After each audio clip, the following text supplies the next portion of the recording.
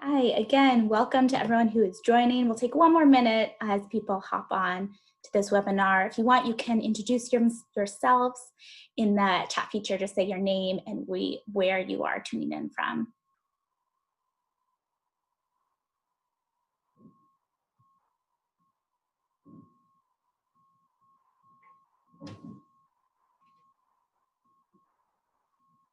So you have people coming in from everywhere. I especially want to shout out Boston. That's where I'm from.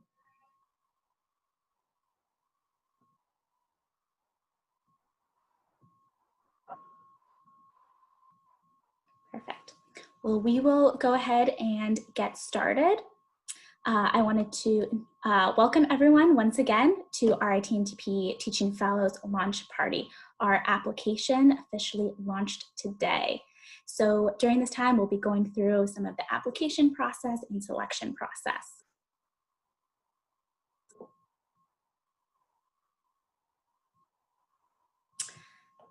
This is how we will spend our time together. We are first going to introduce everyone who is on this call. We have a great number of people from our team on the call today. We'll go over our program overviews.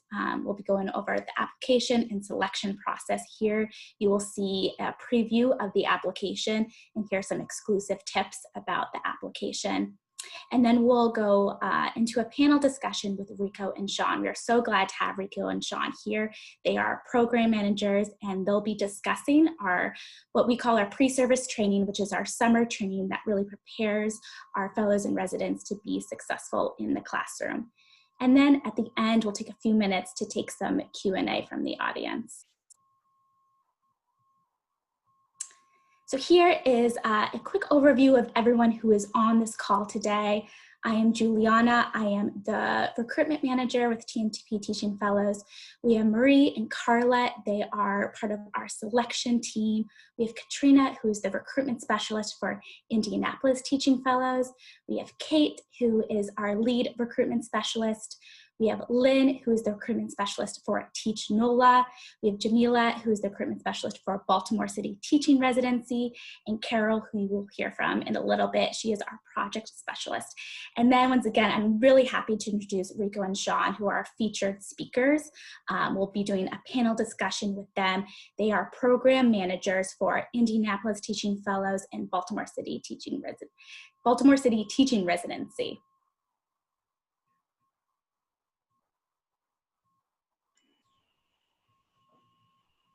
And I'm going to pass it over to Carol, who's going to talk a little bit about our programs.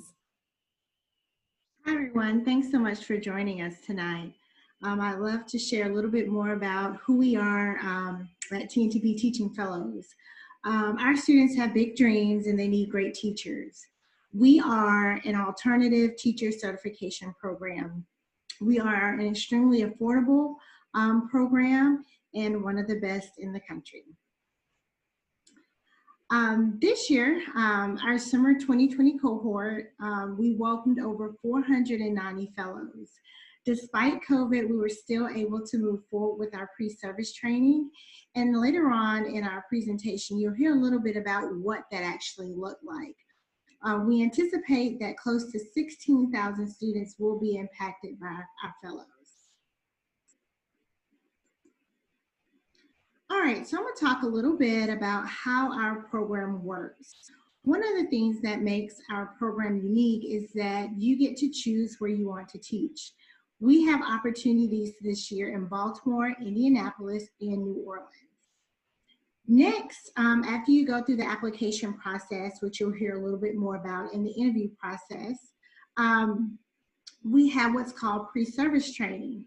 Our fellows participate in a 5 to 6 week training, depending upon which site you are assigned to.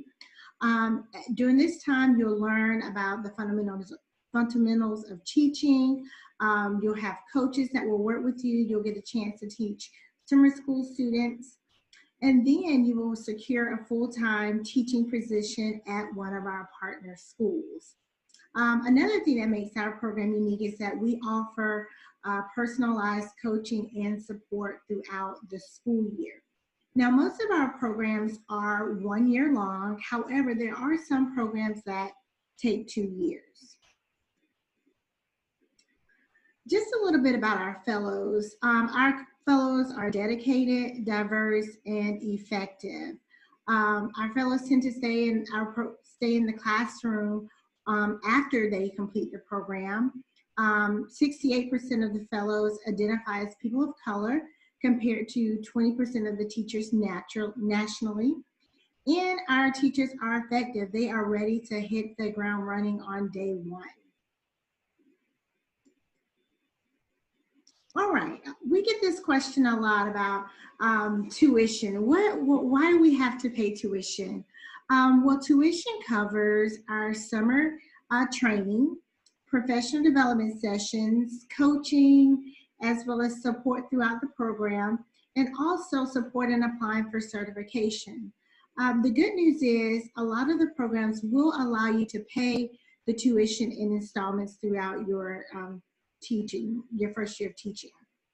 What's not covered by tuition are the testing exams. Fellows are responsible for the entrance exams and certification exams, as well as any prep courses that they may participate in. Additionally, fellows are responsible for their personal expenses if they need to relocate, housing, those sorts of things. They are responsible for those, as well as any certification fees while you are applying for your certification. Fellows will be responsible for those as well. And again, I just want to remind you, if you have any questions about anything that we're covering, feel free to put those in the Q&A box, and we'll be happy to answer those at the end of our presentation. So what are some of the benefits of our program? It's definitely a faster and more affordable way into the classroom. We have an amazing cohort that comes together, that learns together. You work together as a team with personalized coaches that'll give you feedback, tailored feedback to help you become a better teacher. Some programs actually have tuition reimbursement opportunities, and that's where the school or district may reimburse you for the tuition that you pay to our program. Also, some fellows are able to participate in the AmeriCorps program, and in this case, after you successfully complete the training, you'll receive an award up to $6,000, which will allow you to pay for any student loans or educational expenses you may have incurred. Another great opportunity for those that identify as Black is the Black Educator Excellence Cohort. Through this program, for the last 2 years, we have been able to offer additional support to those that identify as Black, and a stipend as well as testing support is offered. All right, so now I'm gonna pass it on over to Katrina to talk a little bit about Indianapolis. Thanks. I'm Katrina, the recruitment specialist for ITF. So a little bit about the program. Since 2007, we have trained more than 679 effective and amazing teachers, impacting 56,000 students in Indianapolis. It's incredible. ITF partners with both Indianapolis public schools and charter schools throughout Indy. And then our fellows obtain a master's degree through our partner university, Marian University, there in Indy. So you earn your Master's of Arts in Teaching along with your certification. To be eligible for ITF, our fellows must have a bachelor's degree and at least a 3.0 GPA. However, with experience, we are able to, by a case-by-case basis, consider fellows with a 2.5 GPA, and so I really encourage you to apply even if you haven't made that 3.0 benchmark. We certify in biology, chemistry, early childhood, in elementary school, and then at the secondary level, social studies, math, Spanish, English as a second language, and then special education throughout the grades. Historically, our summer training is 6 weeks long from the end of May until early July. And then for tuition, our fellows pay about $11,000 for the 2-year program. at Marian, and our fellows are eligible for some resources, such as the BWC and the AmeriCorps grant, and also financial aid. So that's it for ITF, and I will now pass it to my colleague, Jamila. Thank you, Katrina. Hello, everyone. My name is Jamila, and I am the recruitment specialist for Baltimore City Teaching Residency. BCTR prepares aspiring teachers to lead thriving, academically demanding classroom communities in which Baltimore students can achieve at high levels. To date, BCTR has trained over 2,500 residents who have reached more than 300,000 students. Residents of our program can earn certification in early childhood education, English, and elementary education, as well as subjects that are identified as high need, and these include biology, math, chemistry, and special education. To be eligible for BCTR, you'll need to have a bachelor's degree by June 1st of 2021, a minimum GPA of 2.75, and you cannot have completed any other alternative certification program. If you're selected for our 2021 cohort, you'll complete a 6-week training over the summer. After successful completion of training, you'll be eligible to start teaching your own classroom for the 2021-2022 school year. You'll be earning a full-time salary while you're completing the requirements necessary for teacher certification. That's it from me, and so I will pass it to Lynn, who will talk about Teach NOLA. Hey y'all, my name is Lynn Locka and I'm the recruitment specialist for Teach NOLA. Teach NOLA was launched in 2007, and since then we've trained over 1,100 teachers. We partner with schools both in Orleans Parish, which is Metro New Orleans, and also Jefferson Parish, which is the parish, also known as the county, everywhere else, that surrounds New Orleans. So that is over 120 schools that fellows can teach in. It's very interesting in New Orleans. In Orleans Parish, we partner with the majority of charter schools. And then in Jefferson Parish, we partner with the public school system. So it's a very neat situation in that fellows can choose whether they would like to work in a more traditional school system or in one of the charter schools, each of which has a very unique and different kind of mission and personality. So some of our program details, to be eligible for Teach NOLA, you have to have a bachelor's degree with a minimum of a 2.5 GPA. We certify in lots of different subject areas. You'll see them on the slide here, including math, science, special education, early childhood, elementary, and also and English. And also interesting here is if you want to get certified in math and English and also special education, you can work towards acquiring your dual certification in still 1 year. So that's a really cool thing, to get 2 certifications in just the duration of 1 school year. Our summer training is 5 weeks long, and it's historically from late May through the whole month of June.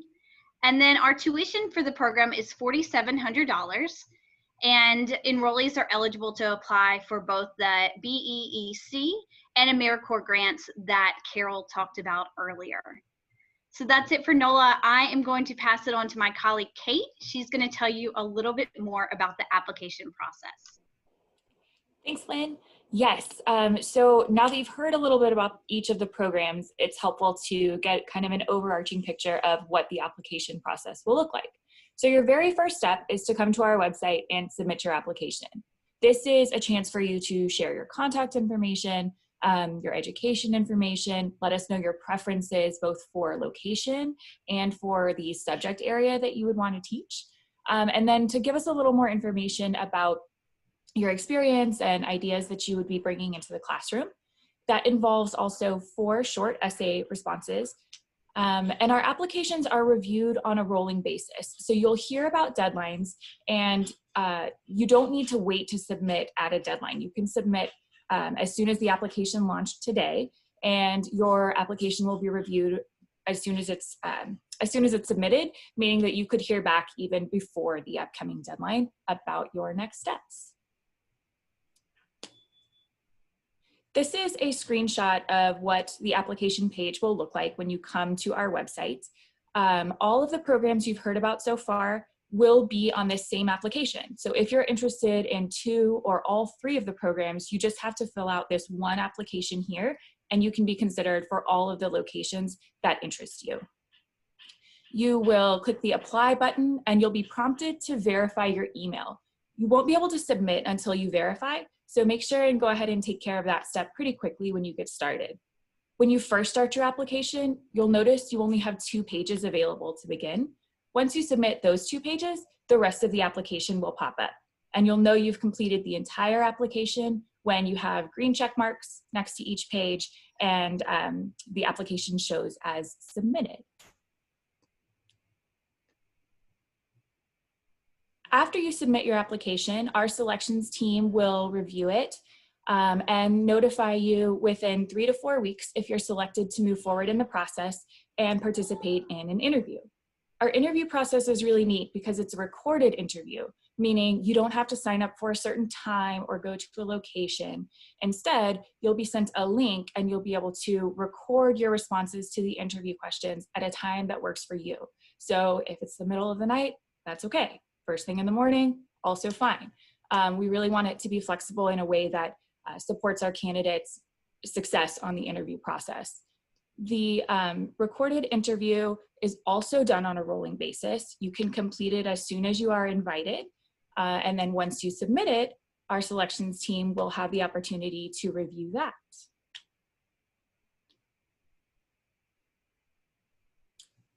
After you submit your interview, it takes about 2 to 3 weeks to review it, and you will be notified whether you receive an offer to join the cohort for this summer.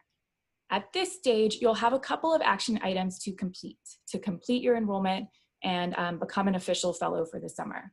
Some programs might require you to register for your teacher certification test or schedule a call with your program manager, but your recruitment specialist, whether it's Lynn, Jamila, or Katrina, will support you as you complete those action items and will be available to answer any questions that pop up along the way.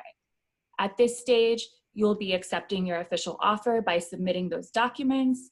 And again, that's another step that can happen as quickly as you're prepared to move forward. So once you receive your offered status and you take a look at those action items, go ahead and complete them quickly so that you can move into the next stage. Once you submit those, our team will review them just to make sure that all of the pieces are there, and then you will be you'll be an official fellow in the enrollment process, which will bring forth a whole new checklist of items to help prepare you for PST. Some of those might be submitting scores from your testing, submitting transcripts if that didn't happen earlier. Sometimes you'll start the hiring process, and that will be with guidance from your program staff. You'll get to connect with all of the other incoming cohort members and start forming that community even before PST begins. And that leads us up to the start of summer and the start of pre-service training, which you've heard a little bit about already, and you'll hear some more about later. Again, the start dates for that and the program length for PST are going to vary by the program you're selected for, but you can expect 5 to 6 weeks of really rigorous training that will involve both coursework and field work and a lot of community building to prepare you to start the school year strong. Next up, we'll have Marie and Carla to share a little bit about our selections process and how to put your best foot forward. Thanks, Kate. Hi, everyone. My name is Marie. I'm the Senior Manager of Selection for TNTP Teaching Fellows, and I'm really excited to be here with you all tonight and talk through some tips for submitting a great written application. So I'd say the first tip is to recognize who you are and really set yourself apart. We are serious when we say that we value diversity within our programs, and there is no one ideal candidate profile. There are only individuals who are bringing their unique experiences and perspectives, and we really want to know who you are and what sets you apart. Our next tip is to do your research. Remember that this program might not be a fit for everyone, so make sure you really understand how our program works, what the commitment is, and what the expectations are. An informed candidate is a strong candidate. And if you find that you have questions about our programs, definitely reach out to us so we can answer those questions and help. Our third tip is to leverage your transferable skills. In other words, highlight what you're bringing to the program. Most of our candidates don't have classroom experience, but what makes you successful in other aspects of your life can also make you really successful in the classroom. For example, are you someone that connects really well with others? Are you highly organized? Are you a master mathematician? Think about what you do well and how you can translate those skills into the classroom. Tip number 4 might be painfully obvious, but it's sometimes overlooked. Definitely proofread your application and responses. We highly encourage you to really spend some time crafting your short answer responses. I would recommend that you even write and edit them in a separate word processor where you can run a spell and grammar check. You can even ask a family member or a friend to proofread to make sure that your responses say what you intend them to say. And then once you've done a final proofread, you can copy and paste them into our application system. Please know that we really do read these, so do take your time to craft a careful response. And then my last tip is to keep in mind that we know that our candidates are complex individuals. We are looking for candidates who fit our program holistically, and we know that evidence doesn't just come from one response or one criteria. So do know that we are looking at the whole picture. Here we have a very exclusive sneak peek of one of our application questions, and I will quickly read it out loud.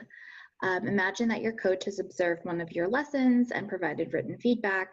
She comments, "Your lesson is well planned and the content is rigorous and engaging, but I don't sense a strong relationship with your students. It almost seems like you're teaching people you've never met before instead of your own students. You feel like you're spending so much time and energy on creating and executing the lesson that you're not sure you have energy left to work on relationship building." And so the question we're hoping that you can answer is, why is building relationships with students important, and what would the ideal relationship with students look like? So take a moment to think about that as you get ready to start and submit your application. In just a few seconds, I will go ahead and pass it over to my colleague Carla, who will talk us all through preparing for the interview process.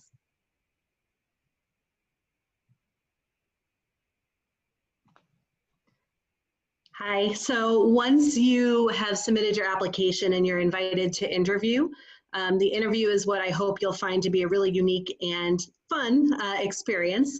So just like with the written application, our strongest interview candidates will demonstrate the same essential traits we're looking for on the application: constant learner, commitment to educational equity, critical thinking, and professionalism.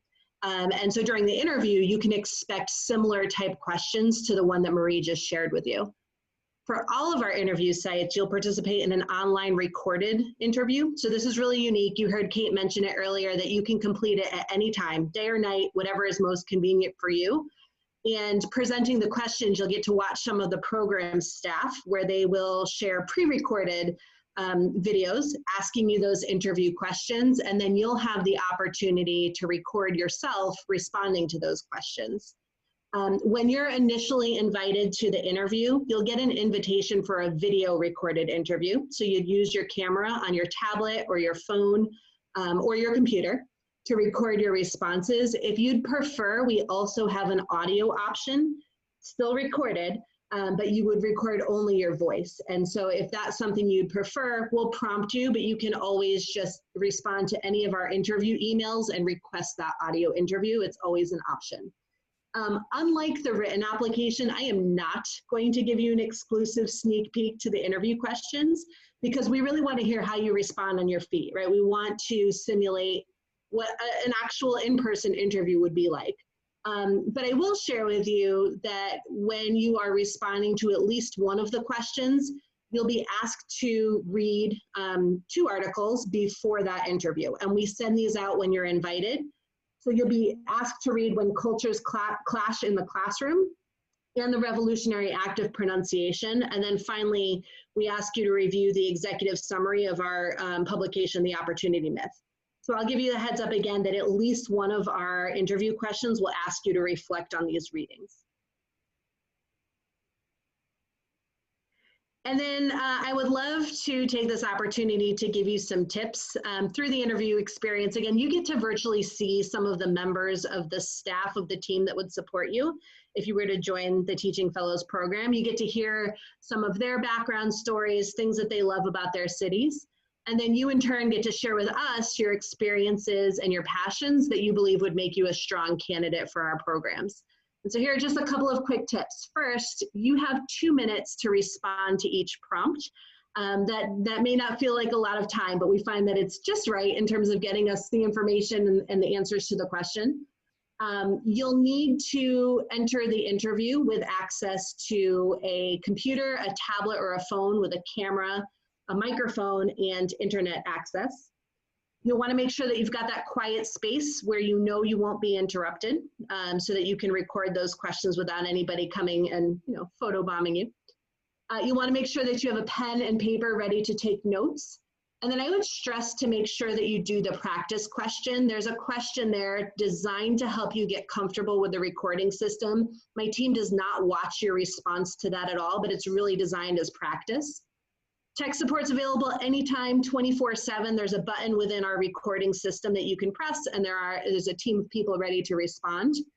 And then finally, I would say the best tip that I can give you is to be yourself. We're not looking for a one-size-fits-all candidate. We really want to learn about you and see what kind of perspective you bring. So please do answer from your heart as you're going through those questions. And with that, I will pass it back to Carol.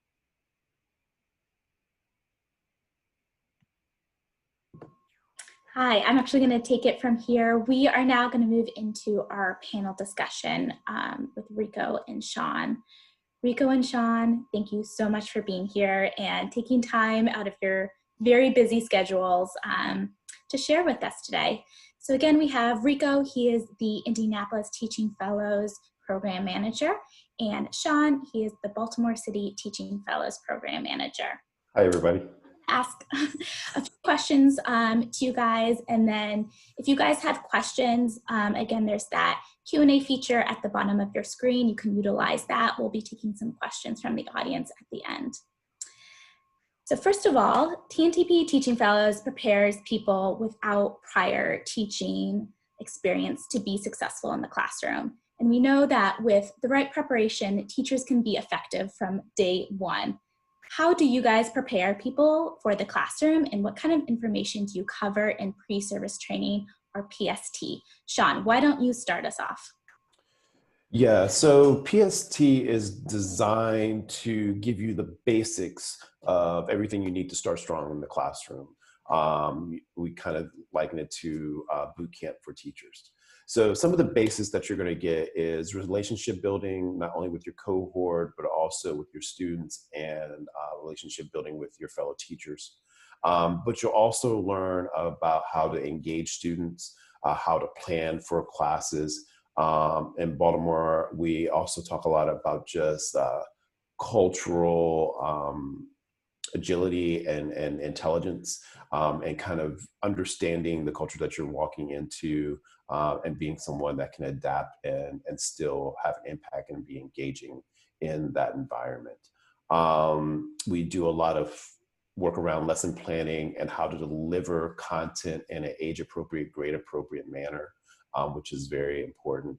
And then you also have some time where you're doing some active work. So with TNTP, it is a lot of training. There are some things that you're doing, like route training, that you're just doing, practicing over and over again. And there are some things that you're doing in the field, whether it's in a classroom. This year we did more virtual teaching training, but you will be doing experience. So it is very rigorous. It is a lot, but if you pass that 6 weeks or 5 weeks, you have everything you need to be confident to start in the classroom. Not that there's not a lot for you to learn, but you have all the basics to run a classroom as a teacher of record. Thank you so much. Rico, how would you answer that question? How do you prepare people for the classroom, and what kind of information do you cover in PST? Absolutely. I think Sean covered it perfectly. But what I would add too is, in that 6 weeks, we want to be able to simulate what year one of teaching is going to be like. We want to be able to simulate what it's like coming into a situation where you don't know anyone. Where you don't have the best experience yet. But the true reality of it is that's the transition part. And Sean and I have the awesome opportunity to work with our recruitment associates. For me, it's Katrina, to be able to support you through this process. I definitely encourage you to read The Opportunity Myth as soon as you can, because I've read it. I read it almost every week with our work because that's what we're anchored in. But when it comes to PST, we think of ourselves as partners with our schools. We can't give you 100% of everything because you haven't met your kids yet. You haven't met the teachers in your school. You haven't met the parents in your community. So what we want to do is give you the building blocks. What we want to do is give you the resources. And then what everyone says is, but what's next? Right now, we're in a very responsive landscape. What that means is being able to take every child, every educator, every community into account. So when it comes to PST, back to what Sean said with operations, but what we're doing as well is helping you build who you are in the classroom. And what we had here in Indy, because we had a virtual ceremony for the first time, is we had a naming ceremony, because when it comes to being in the classroom, the first thing that your kids will see is how you identify yourself. And that is so powerful for a student, because they can be anxious, they can be excited, they can be worried, but when they see you, we want you to be able to show up to say, hey, I'm here and I'm your teacher and I'm ready to get the ball rolling. Thank you for both of those answers. We had a few questions come in related to COVID. You both worked really hard along with your staff and your program to make pre-service training PST work this summer. Can you both briefly just describe some of the changes that you made? Rico, why don't we start with you this time? It was rough. We'll probably have to reevaluate it, but I had office hours every day. It was, everyone had a different situation. Even on our team, even on this call, we all have families, we all have lives. And when this pandemic hit, it was, hey, it's either we sit down right now and we keep thinking, or we act on our values, we act on our mission. And that's why the essential traits are so important. That's why reading The Opportunity Myth is so important.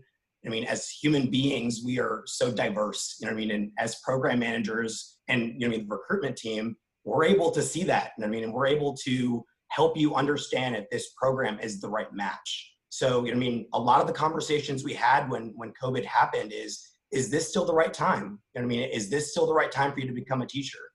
Because yes, we will partner with you and we will get you through this. If you're committed and you're willing to do the work. But again, are you willing? Is your family able to? We are asking you to support communities, to support children, and that's something that we don't take lightly. So truly with COVID, what we did is, again, truly lean into what it means to be a constant learner, and that's to ask for feedback. So after every webinar that we had, after every meeting, after every enrollment task, I always asked our enrollees at the time, what do you need? What's going on? And what that did was give me feedback to take back to Katrina, who again was the first one to meet you, to be able to understand, to see what we could do for now. And if it wasn't the case, then it wasn't the time right now. But to be completely honest, when it comes to COVID, it's what's best for our students, and that's making sure that you can make the best decision to proceed with the program. Thanks, Rico. Sean, do you want to layer in anything? Yeah, I want to piggyback a little bit on what Rico said about just being constant learner. So PST is always a rigorous 5 to 6 weeks. And we always talk about being a constant learner, or taking feedback, making things engaging. And so when COVID hit for us, it was really a moment in time where we had to really step up to that ideal. And Rico talked a lot about values. And so it really tested our values in terms of like, are we going to do this? Are we going to be as rigorous? How do we do that? How do we engage people and create a high quality program in a virtual space? And in some respects, we're virtual organization. So we've done trainings and teaching, but we've never done a intensive 6-week training in virtually. So that took our team, all of us going back to the drawing board, getting feedback. Rico knows this, like we would have these weekly meetings about how do we do programming? How do we do training? How do we engage people? And everyone in the organization was in these kind of collective organizational meetings to learn how to best present this thing. Because for our client in Baltimore, it was not an option for us not to have teachers. Like they were like, you're still doing this, right? And it was like, yeah, we have to. That's the need for teachers, and great teachers is great. So we had to step up, all of us in the whole organization. And so I think what came out of that was a lot of collaboration that for us as an organization, we haven't done in a while. And it helped us to build a virtual experience that when we finished this summer was engaging. It was very awesome to see people that have never met each other physically have real connection and feelings and bonds, and crying at our ceremonies. It was really good, but it was still very rigorous. The other thing that we heard was like, this is really tough. This is really tough. Even though you're sitting in your house.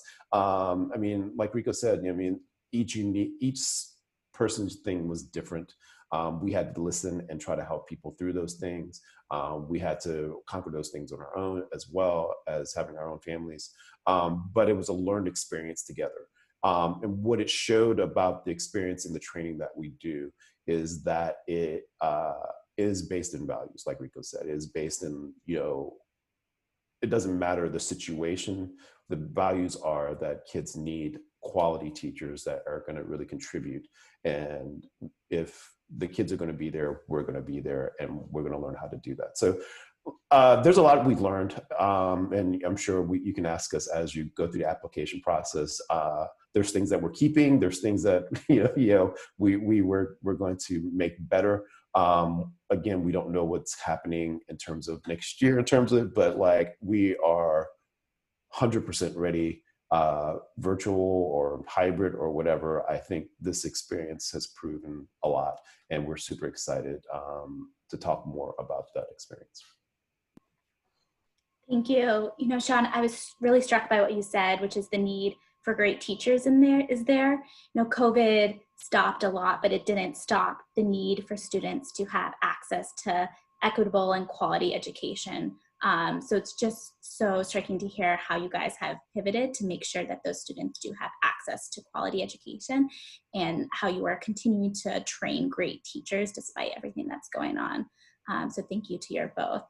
We have a few more questions. We have people from all walks of life on this webinar. Some might be currently in college and are looking to graduate this spring. Some might have many years of experience in another career and are looking to make a career change into teaching. In your experience, what makes a successful teacher? Rico, why don't you start for this one? I'll be honest, what makes a great teacher is, you've heard Sean and I talk about feedback, but when someone tells you something that you don't want to hear, that reaction, that will tell us, whether or not you can be a great teacher. Because again, the playbook has changed. The most veteran teachers that have ever been around are now back to square one, because we are in a completely different landscape. But the most important thing is they didn't give up. Here in Indianapolis, we traditionally have Teacher of the Year, and the Board of Education gave it out to every single teacher that was currently working during COVID, because they didn't give up. We asked our teachers, our fellows, our 2019 fellows at the time, to step up, and that we didn't have all the answers, but what we could do is bring everyone together. We could provide spaces for affinity groups, for small group, for development, but what we can't do is, we can't force you to try to reflect on what happened. We can't force you to try to look for, another reason or an underlying layer, because for a majority of the time, that's what a lot of our students have experienced. Situations that they can't explain, and behaviors that they just aren't aware of that sometimes present themselves in the classroom. And what we need to do, and I take this work very personally because I am the one that is speaking with our principals if something doesn't work out, and I am in the community speaking with our parents and recruiting the base of our community to get back into the classroom. But the most important thing, regardless of who you are, as Juliana said, we have everyone that applies to this program, is, are you willing to reflect on a conversation? Are you willing to ask for more feedback? Are you willing to do your research? As Marie said, I'm going to be honest, in this last cohort, and I call my fellows out all the time, there were some questions that were asked that that were in emails. They just didn't want to dive in. And there's a difference between wanting to talk something through and you know what I mean, going out and looking for it. But again, we're all human. I mean, we're a team. I love working for TNTP because it's not a bunch of random individuals that are just working on different contracts. We are driven by the work that our clients do. And I love the reactions I get to see from first-year teachers winning Teacher of the Year award, or being able to lead professional developments because other educators just haven't gotten this opportunity yet. So when you get into, if you ever enroll in Indy Teaching Fellows, you'll hear something of, Rico, you need to hop off your soapbox. That was that moment. But I mean, really excited you are all here. And that first moment is really just diving in and asking questions. So. Yeah, definitely. It doesn't matter where you're coming from. This year and every year, we've had residents that were fresh out of college, like literally got their degree in June and then head straight here. And to many that have been retired, you know, and they came into teaching thinking that maybe they were too old to come in, but did well and are in the classroom now. So what does it take? It takes a spirit of constantly learning. I know our staff, even though they're veteran teachers, we had to learn a lot. We had to really make sure that we weren't ego-driven in terms of like, we had to get feedback from a lot of places, from our client, from our residents, like Rico had talked about, from just outside, from one another. And so being open to feedback is key, like Rico said. Like, if you can't pivot and really take some self-reflection, it's going to be very difficult, because not only are you going to get challenged during PST, your kids are definitely going to challenge you. Any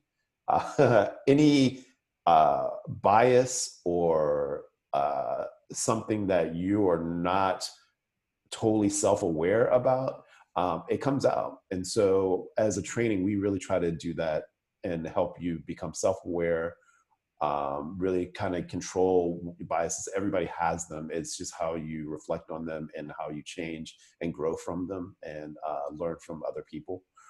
Those are huge. A tenacity to just get the work done. Teaching is tough. Teaching doesn't have a lot of support in a lot of ways. A lot of teachers that I see that do great, it is really about their kids. It is really about getting them to what they need. And so if you can work through, be creative through adversities, COVID is a perfect example of our teachers making the most out of the situation. Like, the option is not to teach kids. You know, that is not an option. So how do you go through it critically, but also with some optimism and some tenacity of like, this is going to get done one way or another, and how you pull other people in and build a community. Like, so the cohort's really cool. I think each one of our cohorts, Indy and NOLA and Baltimore, each cohort each year builds literally lifelong friendships. And so Baltimore has been around almost 20 years. There are people that I meet that were in BCTR and they still talk to one another from cohorts years back, because they learn from one another and they pool together resources and help one another out. So it really is about just the distillate community, self-awareness, understanding your bias, and really a tenacity to really work for kids and to see things that have not been equal push it a little bit, but not on your own power, with other resources and help. So that feedback. Thank you. I also wanted to echo that teaching is hard. While you both were talking, I was reflecting on my own teaching experience and thinking about when I was a first-year teacher and all of the stress and nervousness that comes with being a first-year teacher. And I think you both really touched on a huge benefit with going through TNTP Teaching Fellows, which is that sense of community. You have such a plethora of resources when you go through TNTP Teaching Fellows. You have the program staff, you have your program managers. Rico and Sean both talked about working with fellows and residents. You have your fellow cohort members who you can really rely on to pick their brain and have people who are going through the process with you. And you have your one-on-one coaches who provide really specific personal feedback to you guys. So I love how you guys both really were able to touch on just that community building that happens in the cohort. We have a lot of really good questions coming in. I wanted to flag again the Q&A feature at the bottom. If you have a question for Rico and Sean, feel free to pop it in. We have some people answering questions. Some other questions will be answered live towards the end of this call. I have just one more question for me, for Sean and Rico, which is, as people are thinking about applying, maybe some people have already started the application, maybe some people have already submitted their application as they thinking about becoming a teacher, any last words of advice for those interested in being a teacher? Rico, why don't you start? I think one thing that's really important, and you'll hear this a lot from everyone as you go through the process, is really reflect on your why and why you're coming into the program. If you're coming into it for yourself, not gonna lie, it's gonna be pretty tough, you know what I mean, because we are serving students. But I mean, when I say think about how you're showing up, think about what you need to be a great teacher. You know what I mean? Think about what you need to be able to apply to one of our programs. Barriers are a very real thing in our world. And the only way that we can get through them is if we have the conversation, we look at the resources that we have around us, and we make a decision. And again, back to what Sean and I were talking about, if you're going to be a great teacher, we know that whatever that decision is going to be, we're gonna make it work. You know what I mean? It may be proceeding with your cohort this year and diving right in, or it may be deferring to another year. Or this program might not be the right program for you. This past cohort, you know, Katrina and I had that conversation. I still have them on LinkedIn. They still have my cell phone number. Those are still here. Those that are still here in Indianapolis, again, we are creating a community here. Just because you do not join a cohort doesn't mean that you're that less valuable. What it does mean is it's an opportunity to find a unique fit for you. So my last parting words are to just be yourself. And if you don't know what that is yet, our application can help you do it. So. Yeah, I think I'm going to bring it back to just self-awareness and really thinking through the process. I know that I do a lot of talking when I meet people that are applying as they're going through, and we have conversations as they're going through the enrollment process. I know Jamila does as well. And there are a lot of questions, and we try to answer as many as possible. But ultimately, you have to really decide for yourself if this is the right program for you. When we say it's an intense 5-6 weeks, literally what I tell people is that we're distilling almost a semester's worth of graduate coursework into 6 weeks, and then tacking on top of that actual teaching experience in that. It is a lot to go through, and it's not for everybody, but it is the quickest way to get in the classroom. It is the quickest way to get prepared for the classroom, and also the least expensive way to get into the classroom. But it does take some time, and I spend a lot of time in my welcome calls with people talking through what that means.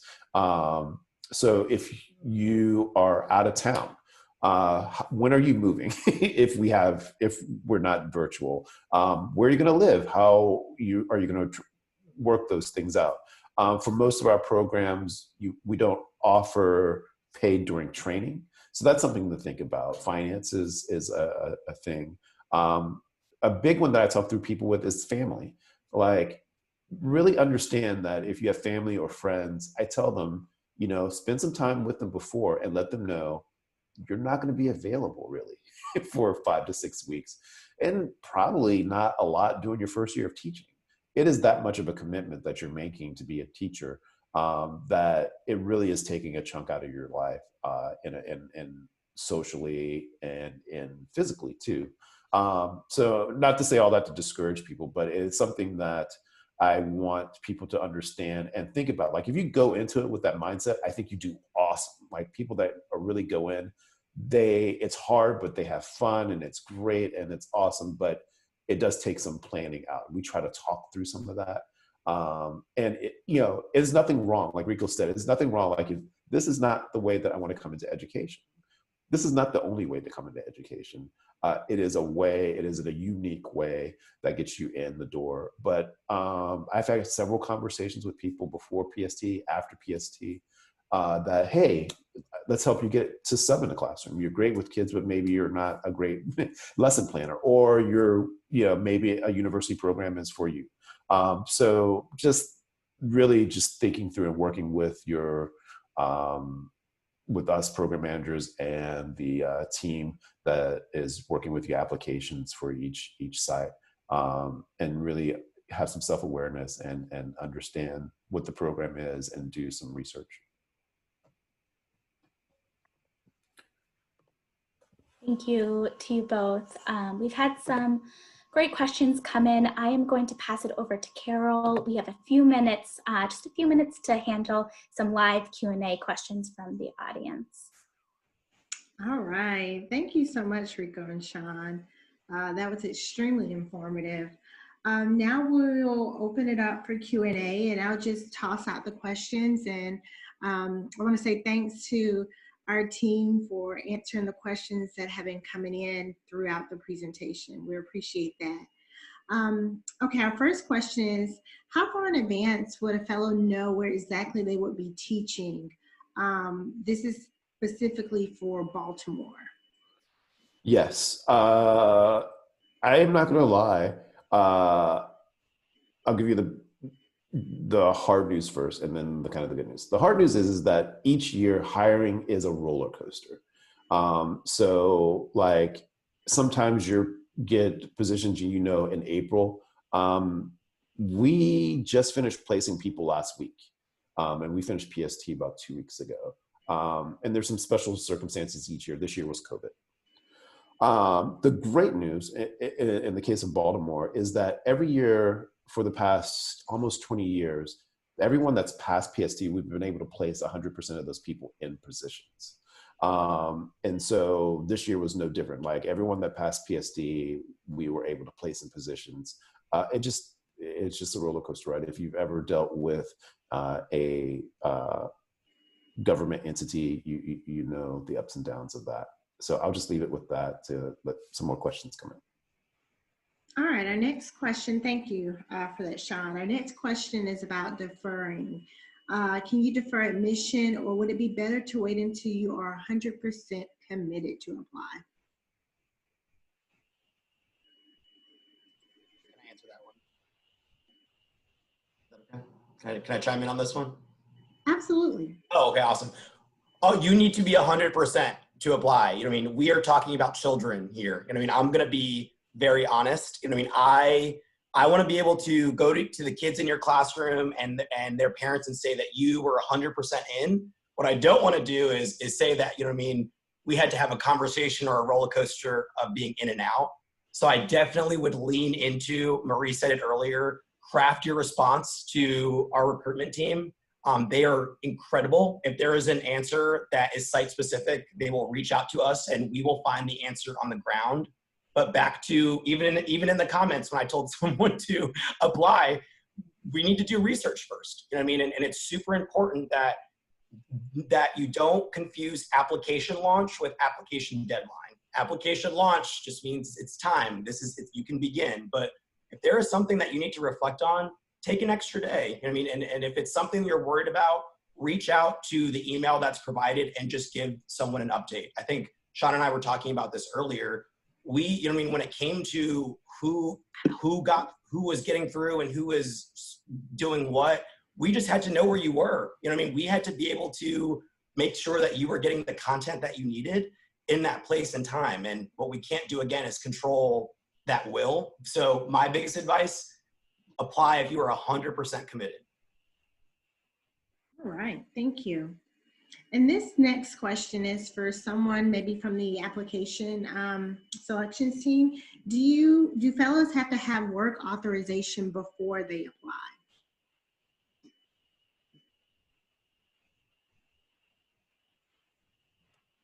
You do have to have work authorization to participate in our programs because you become an employee of our partner school districts and they are not able to sponsor visas. So you would need to have your work authorization completely separate from our program in order to apply and participate. Thank you. All right, and we'll take one more question due to time. The last question is there a component to the program post-completion? For example, a master's opportunity. Would anyone like to talk about the Johns Hopkins opportunity? Yeah, I'll talk a little bit about that. Yes, so after your first year of residency or completing your first year at any of the programs, we're a 2-year program, you are eligible to take place in the partnership that we have with Johns Hopkins online Masters of Education program. So you still have to apply and get accepted as a Hopkins student. But the work that you did with us through pre-service training and your coaching and TNTP Academy during your first year with us and your first year of teaching translates into credits into that master's program. I want to say it's either 9, 10, or 12 credits. It is like really literally half of that first year of your master's program already paid for with and transferred into the Hopkins program from the coursework that you did with us. And so that's just unique to Hopkins. You wouldn't be able to take that anywhere else. But if you do get into the Hopkins program or aspire to be in that program and get your master's there, TNTP has that partnership with them, and that you can transfer credits from the work that you did your first year of teaching and training with us. Awesome, thank you. All right, for those that were not able to have their questions answered, you're more than welcome to reach out to us via email, info@tntpteachingfellows.org, and we'll be happy to answer those questions. Juliana, I'll let you close this out. Yes, thank you so much for all of our panelists for participating, and thank you for everyone who attended and asked such great questions. On the slide here, you can see some of our information. Like Carol said, our email, if your question wasn't answered, you can always email us the question and we'll get back to you. And follow us on Facebook and Instagram. Also wanted to plug, our early bird deadline is October 13th. Applications are reviewed on a rolling basis, however, and there are a lot of great benefits for applying early, such as a high opportunity for getting placed in a high demand subject area and being able to connect with your cohort and program staff earlier. So I really encourage you to apply. If you feel like this is a good fit for you, go ahead and apply to get the ball rolling on that. That concludes the end of our webinar. So thank you everyone for participating. Goodbye.